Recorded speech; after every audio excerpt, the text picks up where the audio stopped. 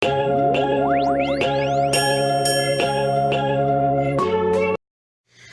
y'all, so this is going to be my C-section birth video, or telling y'all my story with the C-section of twins. So on February 18th, 2016 was when I went in and had my twin boys. They are now a month old, and I'll talk about that later. So the day of my C-section, I was supposed to be there at 5 and got there around 5:15, which my doctor was pretty understanding about everything because he knows a lot more than I put on here. But yeah, so we got there at 5:15. I went automatically up to labor and delivery. They weighed me. They made me change into the little gown, and fill out all the birth certificates and consent forms and everything else. During this process, my nurse she was a very spunky little woman. She reminded me of a chipmunk with ADD. And that's the best way I know how to explain it. Not being mean to her or anything, she is just very rambunctious and all over the place. But, so yeah, while I was filling out the paperwork, she tried to do my IV in my hand twice. And at that point, my veins, like, how do I explain this? I love getting tattoos and I love getting piercings. But when it comes to getting blood drawn, I am so terrified. I go into a panic attack and everything else. And it was just getting to that point to where she couldn't do it anymore. I was so dehydrated and I was on the verge of passing out 2 or 3 different times during it. And it was just really, really bad. So she was like, okay, I'm going to have someone else do it. So at that time, the anesthesiast came in. And while he was in there talking to me, he was explaining to me how they do the spinal block, what exactly is going to take place, what they want me to do to make the spinal block go easier, and everything like that. We started picking around and laughing just to, like, kind of calm my nerves because I was already pissed off about the situation that was going on and is still going on. But they got me laughing and cutting up, so that kind of helped ease my nerves. And I got sick twice, which I knew was going to happen, but I didn't get sick at the time that I thought I was going to, which is normally when they're doing my spinal block. But we started cutting up, and my nurse sat there and looked at him. He was like, well, while you're in here, I can't get her vein. She was like, it's hurting her too bad. She's on the verge of passing out, and I can't do it. So he ended up sticking me in my hand, and the little bitty dot there that you can see, that is from my IV. Like I said, my boys are a month old, if that explains like how bad. Yeah. And it hurt like hell, but he got the IV in and it was just kind of over and done with. So we kind of left it alone at that. So after that, I finished filling out my paperwork and they rolled me back to the OR. And my doctor wasn't in there with me for my spinal block like I wanted him to be, but they also had a woman pushing out her baby the same time I was rolled in, so he was in there helping her, which was fine. I understood. They did have a woman sit there with me, and she was talking to me. She was asking me about my other kids, how many kids this would make, or these would make, and everything like that. So that was pretty cool that I had someone to talk to. The anesthesiast, to me, it felt like he took longer to do my spinal block than, like my past 3 that I've had. But I think the reason it took longer is because he knew I was nervous. I already talked to him about it. And on top of that, he apparently had to have more done with my spinal block to keep me numb a little bit longer because I was having my tubes tied as well. But he kept talking to me and telling me that if I felt weird, if I started getting headaches, or if I had a pain or whatever, to let him know. And about 3 minutes after he said that, I yelped and they asked me what was wrong. And I had like a shooting pain go down my left side. And he was like, okay, well, stuff like that's what I need to know. And he repositioned the needle, I guess, and shortly thereafterwards it was done. And I looked at him, like, they laid me back or whatever and got me as comfortable as I can be laying down like that. They asked me if there's anything I need, and I was like, can I go ahead and have the oxygen? I know I'm going to get sick. Well, he went ahead and did the oxygen, and I did get sick. I threw up all in my hair, which kind of irritated me, but at that point, I was no longer caring. But, so yeah, I did get sick. They started doing my C-section and everything. My mom came in and sat with me, and she, like, told me she was there. My anesthesiologist was awesome. He was rubbing my head. He was rubbing my nose, and he was like, just relax. Like, you got to relax.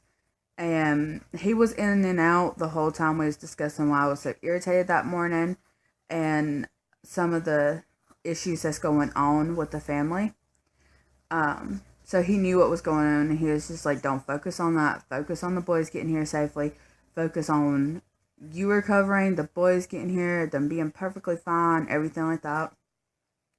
So at that point, my mom was there with me, and she was like, don't worry about him or worry about that situation, and just, like, your boys will be here soon. You're going to have 5 kids. Just focus on that. Well, shortly after that, I felt them, like, if you've never had a spinal block before, you cannot feel pain. At least you're not supposed to feel pain. And I didn't feel any, but, like, like when you're numb or your legs asleep and you can feel it moving, but you can't move it. That's what I was feeling when they was pulling out the boys. So they pulled out Grayson first, and the people, my doctors, I was having Palmer and Kirsch. So Kirsch was the assistant to Palmer. And with the boys being a month premature and being identical, they wanted to make sure that they had another doctor to go ahead and get everyone squared away like they needed to be. So, Palmer pulled out Grayson, and the anesthesiologist looked at me and he was like, well, it's a boy. And then he was like, oh, wait, that's a boy too. So they put them out really, really close together. And after everything was settled down, I found out that the boys were both born at 7:40 in the morning on the 18th. So that was pretty cool. They can't really bitch about who was earlier by a minute or whatever. That one was earlier by, like, I don't know, 5 seconds maybe. But so they let me take pictures, and I noticed that the anesthesiologist, or it probably wasn't the anesthesiologist, it was probably one of the pediatric or doctors, was taking a picture, and he's like, okay, Nana or Grandma, we gotta hurry up here. And that kind of worried me because I didn't know what was going on. But, and I'm gonna get emotional on this, so I apologize in advance. But they went ahead and took the picture, and they rushed the boys off. Wow. They was gone in the nursery. I did not see them for probably about the first 14 hours. I could not see my boys or anything like I saw them through the nursery. Okay. Sorry, y'all. Like I said, this is kind of emotional. But, I saw them through the nursery, and they was like, you gotta focus on you getting better so that you can focus on the boys.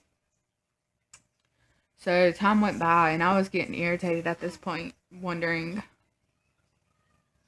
why I couldn't see the boys, because I had already been back in the recovery room, and then I went to the mommy level, which was just through the door or whatever, but that was where you're supposed to be with your babies. And I wasn't, so it kind of pissed me off. Well, it took a little while for the doctors to come in, but they said that from where there is a month premature, the lungs wasn't as strong as they would like, and they need help breathing. So both the boys was on oxygen. And they started off at like 8%. And like now, like a regular person who has strong lungs or whatever, you only bring in like breathe in like I'm wanting to say like it's 2.5 or something like that, and I may be totally wrong because this was like a month ago that they told me all this information.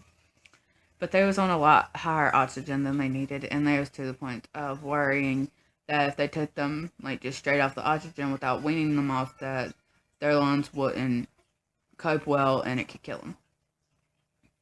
So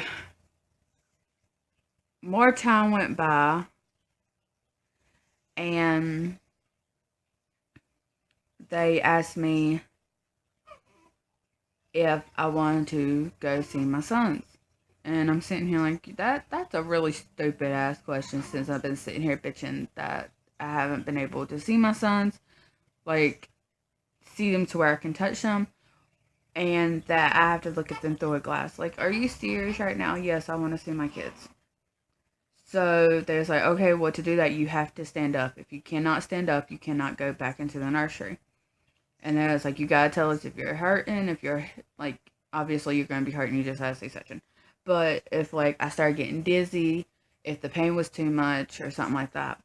And when I stood up, I was to the point of crying. My head, like, I automatically started getting dizzy. And I felt nauseated, but I was not going to tell them that. I wanted to see my boys so bad. I was not going to give them any reason to keep me from seeing my sons any longer than the 14 hours it took for me to even see them the first time and being able to touch them. So I wasn't going to do that. And I know this video is dark. I apologize. So they asked me if I was okay, and I'm like, yeah, I'm fine. I'm perfectly fine. I just want to see my boys. So they rolled me back in a wheelchair to the nursery, and I got to sit in there. And at first, I started off holding Grayson, and which was baby A, by the way. And then Caden started acting up, and I was like, well, let's do skin to skin with both of them, and maybe it will help Caden realize that he's got to force himself to be able to breathe and stuff to be out there with you. So I was holding both of them, and that got really, really emotional too. Mostly because it was my first time holding my boys. But so after about an hour of holding them, they told me that they got to do some more tests on them, and that they're going to cry a lot, and if I didn't feel like I was emotionally strong enough for it, that I probably should go back to my room for a little bit. And they told me that whenever I needed to, I could come into the nursery. So I would say about 4 or 5 more hours went by, and the pediatric doctor came in, and she was like, well, I got great news. You will have one of the babies in here with you tonight. And I just looked at her. I was like, why only one? And from my understanding, even though we was told that we did not have anything to worry about with twin-to-twin transfer, it was in the beginning stages. We was at almost stage 2 of twin-to-twin when I had the boys. So it was kind of taking place. And Grayson, which is my smaller baby, he was a lot more stronger, and is a lot more stronger than Caden. Because he had to fight so much for nutrition and everything else. When there was in the womb.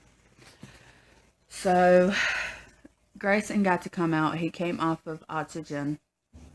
And then the only thing I had to worry about with him was he still had his IV in, so I had to breastfeed around the IV, which it was so worth it because he latched really good and everything for a while.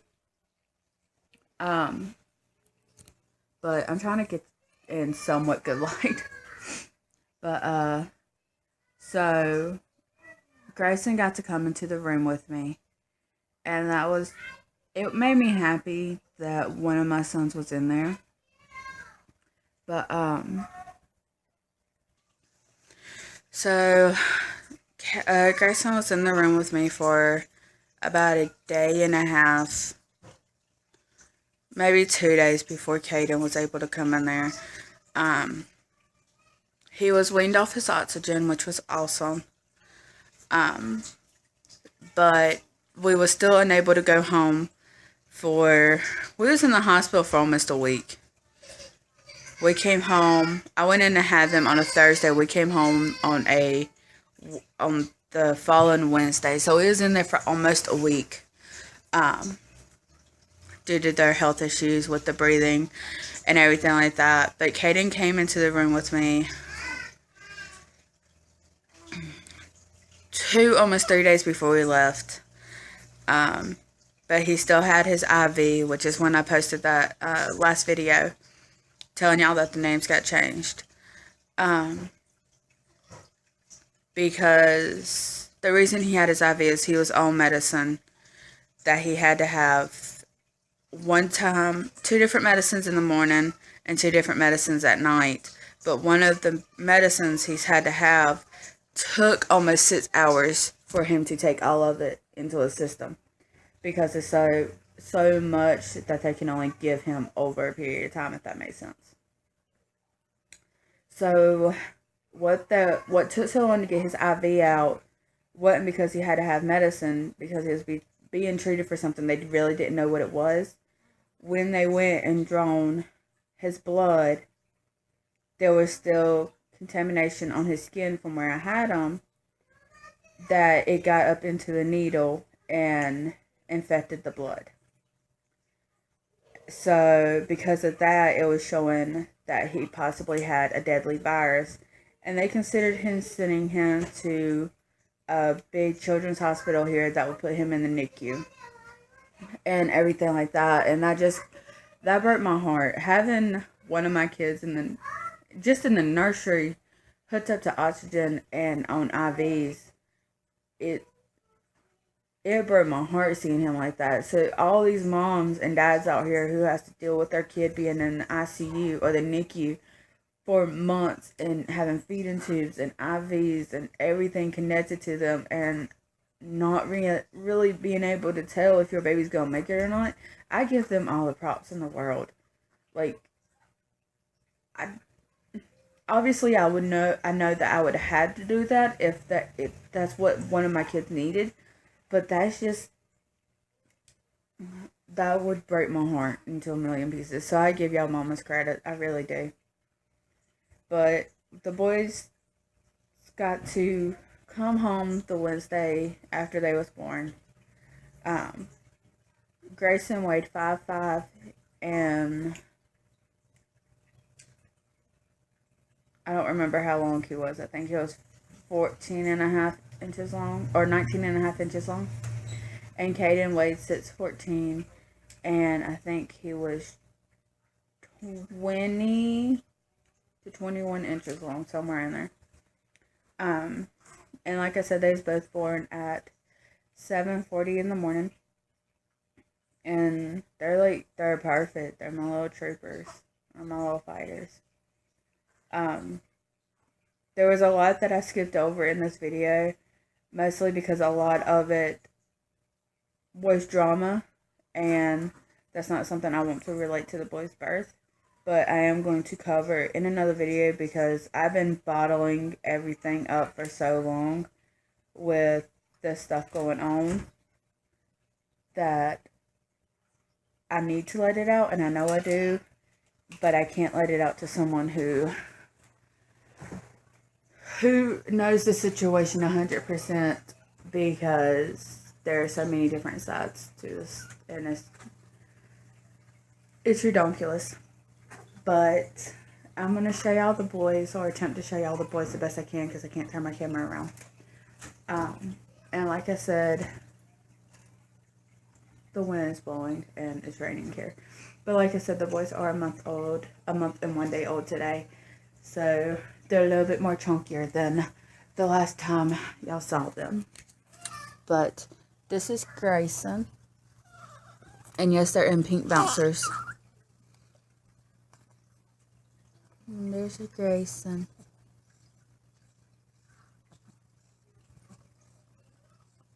And then here is Caden.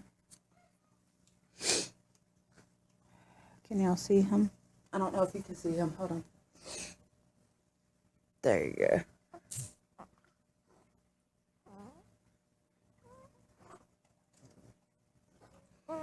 And that's, oops, there you go. And that's Caden. But I think after I upload this one, I will do our 1 month postpartum video, and then probably why I changed their names. But thank y'all for watching and being patient with me, and I hope y'all have a good day. Bye.